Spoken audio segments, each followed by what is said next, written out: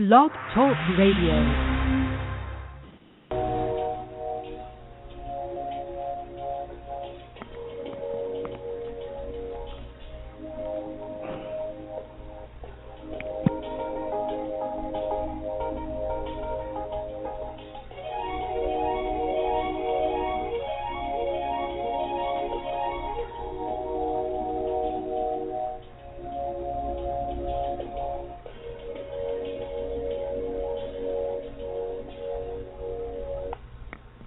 Hello, and welcome to True Crimes Podcast.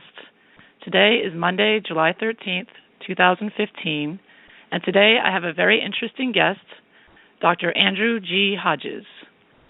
Dr. Hodges is a practicing psychotherapist and nationally recognized forensic profiler who has developed a method of profiling and examining forensic documents and oral communications. This method is known as thought print decoding. This discovery reveals that the unconscious mind possesses a brilliant superintelligence vastly superior to your conscious mind's ability to observe and communicate. Dr. Hodges has been involved in many cases, including O.J. Simpson, where he presented at Quantico at an FBI conference, JonBenet Ramsey, where he's writing 2 books and an 80-page profile for Boulder authorities, Natalie Holloway, he wrote a book and was on the search boat looking for her body, and he knows where it is. He's also created a profile for serial killer BTK, and he worked on a Casey Anthony profile, and now AmandaKnox. All of his work is from spontaneous writings of the suspect where they must confess through thought prints. Dr. Hodges has published 8 books, including The Deeper Intelligence, Into the Deep, The Hidden Confession of Natalie Holloway's Killer, A Mother Gone Bad, The Hidden Confession of JonBenet's Killer, and his latest book, which we will discuss today, AsDoneUntoYou, The Secret Confession of AmandaKnox. All of his books are available for purchase on Amazon.com. Hello, Dr. Hodges. Hello, Liz. Good to be with you. Yes, thank you for being on True Crimes Podcast. Maybe you could start by telling everyone a little bit about your background and how you became a profiler. Sure. It was, Liz, I participated in a breakthrough to the unconscious mind, which some people are probably familiar with from the book Blink that Malcolm Gladwell wrote on the ability of the unconscious mind. Our work was ahead of him, but I worked with the man, started out a huge breakthrough to the unconscious, and we saw that it was far more capable than we knew, and how it quick read situations, perceived situations, then told you about it. And so in therapy, a quick example is you'd work with somebody and they'd come in and they would say, well, thank you very much, you've helped me. But if they were picking up, they had more work to do, they would keep talking about, they would read themselves and tell you if they were finished or not. If they were finished, they would talk about completed projects. But if they were not finished, they would present what I call thought prints, repeat symbolic messages. And language is always on 2 levels. It's literal and it's symbolic. So you have to take every word both ways, particularly dealing with therapy or criminals. So they would read themselves, I'm not through, and they would pattern messages of unfinished business. And you would have to see it to believe it, but they would say they had to tell themselves they weren't through. So they would talk about, a tile man came to our house to redo the bathroom and he isn't finished, and they would tell another story about their son wanting to quit the football team, and we told him no, he's got to complete the season, and the father may be converting the garage into a playroom and he wasn't finished, or a daughter wanted to drop out of school and they said she's not finished. So they would pattern these symbolic messages, repeat messages of unfinished business. And so you start to see how they're reading themselves. And I saw they had to tell the truth to be free. And so, long story short, I met some people in law enforcement, and I was telling them about the work in therapy and how the deeper mind told the truth, how bright it was, and it's probably 1,000 times brighter than our conscious mind, as Malcolm Gladwell in Blink really made the case for. And so I was talking to some people in law enforcement, and they said, well, why don't you use that in profiling? And I said, well, what's that? So I read a book by John Douglas, The Mind Hunter, which at the time I greatly respected, still do. I think we're way past that in profiling. But anyway, I got into profiling, and my first case was the O.J. case. I was studying it for another reason, a self-sabotage syndrome, and And I started looking at it, and I saw how he confessed, and had several documents that he wrote, a suicide note, and his first interview with the police, or 13 hours after the crime was recorded, and he'd written a book from jail and so forth. So I had his mind there, and so one thing led to another, and in every case that you mentioned, I had something from the mind of the suspect or the killer.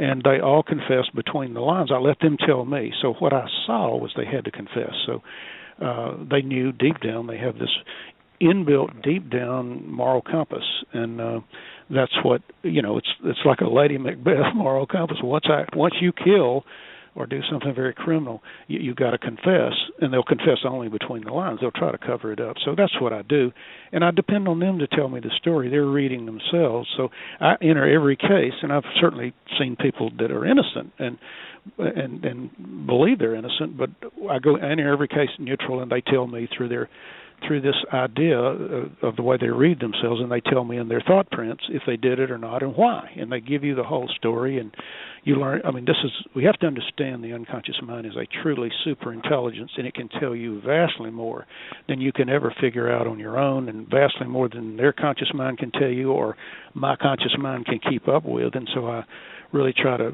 keep up with their unconscious and their super intelligence. So that's where we are. Okay. And I use that in profiling. Now, and when you receive a document, what kind of document are you looking for?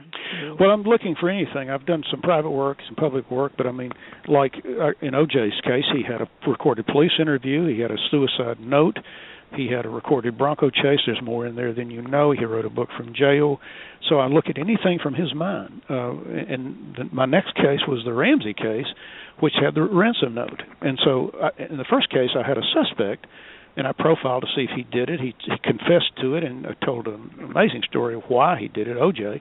And so my next case was the Ramsey case, and I let the ransom note. I had a killer. I mean, whoever wrote the ransom note participated in the crime. So I had the killer, but I didn't know who it was. Would it lead me to the murder? And it did. And so I always work from something verbatim from the mind of the suspect. So in the Holloway case, there was a 5-page email 4 days after the crime. There was I had some interviews from people that were on the ground that night, and police interviews. So I worked from that in that case, and they clearly told us the body was out in the ocean and what happened. And in my opinion, in decoding it, and then went from there to BTK had started communicating with the police, and he was still writing the police and so forth. So I worked in documents there. Casey Anthony wrote 200 letters in jail, and now AmandaKnox here is a prolific writer. So and she wrote a 5-page email less than 2 days after the crimes, and she wrote numerous other things, spontaneous writing. So what you see is a pattern. Criminals must confess. If you think Shakespeare understood this, and you think of Lady Macbeth, and so they have to confess, and they have to clean. They don't know it. They have to clean their conscience, and there is no such thing. I want to be very clear about this. I understand the behavior of the worst people, like BTK, the serial killer, brutal killer. He looks like he's a sociopath. He's not, deep down. Deep down, everybody has this moral compass that must confess. Has what like a Lady Macbeth compass. So that's what I depend on, are documents. And I trust their mind, and they're going to tell me a lot more than I can ever speculate on. And so I just let them tell me. And that's how I work, from their mind. Great. And now in your book, As Done Unto You, about the Meta-Kircher murder case, it was fascinating. You not only looked at AmandaKnox's email, but you built it up, going back into her background, her early life, as well as the other two, Raphael Selechtito and Rudy Guede. Right. And you talked about all their shared emotional baggage. Mm-hmm. And you studied pictures as well, a few pictures of AmandaKnox. Right. That was very interesting, very, very thorough. Go ahead. Well, yeah, what I did, and I should say in my other cases, like I've worked from emails, I worked from police interviews recorded, verbatim. I've worked occasionally from interviews from other eyewitnesses, but I never, I use other things, but I've worked from journals. The O.J. case was a suicide note, and a book that he wrote in jail, and so forth. And AmandaKnox, a book she wrote. So I worked from all different kind of documents and journals and emails and letters, helpful letters. I was involved in a case where the killer, which is very, this is where the FBI is helpful. They'll talk about how a killer will often try to befriend the family and appear at funerals and things. So I've worked from letters to the family, all of these things. Everything is what we call grist for the mill. People have to communicate. So, and you mentioned in this case pictures. I just used the pictures. There were 3 pictures of Amanda that I used to decode symbolically, like an art expert would look at a picture in a museum, and you start to say, okay, what's the body language? What are they trying to tell you? And the last picture was one of Amanda. She went into a museum in Austria on a trip, right on her way to Perugia, and she's in this military museum, and she drops down in front of an old Gatling gun and starts mimicking firing away. And she's telling you that she's got a tremendous amount of aggression and repressed anger. And this, by the way, was in her mother's hometown, and her trauma comes out of her relationship with her parents. That's her fundamental trauma. She had some super major traumas. But so I use the pictures just to teach the reader, and it gives them a picture. I would never say the picture's going to tell me the whole story. It's just going to tell me what's on her mind. Why did she select the gun? Why did she drop down to it? Why did she start envisioning a scene firing away? Why was it in her mother's hometown? And why did she write on the back, Nazi? Who was the Nazi? I think she became a Nazi after she was treated like a Nazi victim. And it's very, this criminal work is very tough. And what you also see, the superintelligence doesn't fool around. It just gives you the most basic, powerful imagery to say, this is what happened to me, and this is what I did. And, criminal work is brutal. It's not for the faint of heart, but it's the same thing in therapy. Somebody to get to a major trauma, they will paint horrific stories, and you've got to be able to hang in there. So it's not an easy thing to deal with this trauma. We don't want to look, as a natural reaction. And Amanda, the whole thing, the way they defended her was she was such a nice person. But if you look below the surface, you could start to see signs she really wasn't all that nice at times. And she showed signs of regression immediately prior to this trip to Italy. She was only in Perugia 6 weeks with her roommate before she killed her. Now, she was ready to explode, and she tried to tell her family this before she left. And she, for example, she threw a party. She got arrested for throwing this, had a charge. She had to go to court. This was a misdemeanor charge, whether arrested, but she was charged. She had to go to the court because of a wild party she threw with rocks being thrown and a really out-of-control party in a wild college part of town in University of Washington right prior to the trip. I think she was trying to signal her parents, don't let me go, I'm out of control.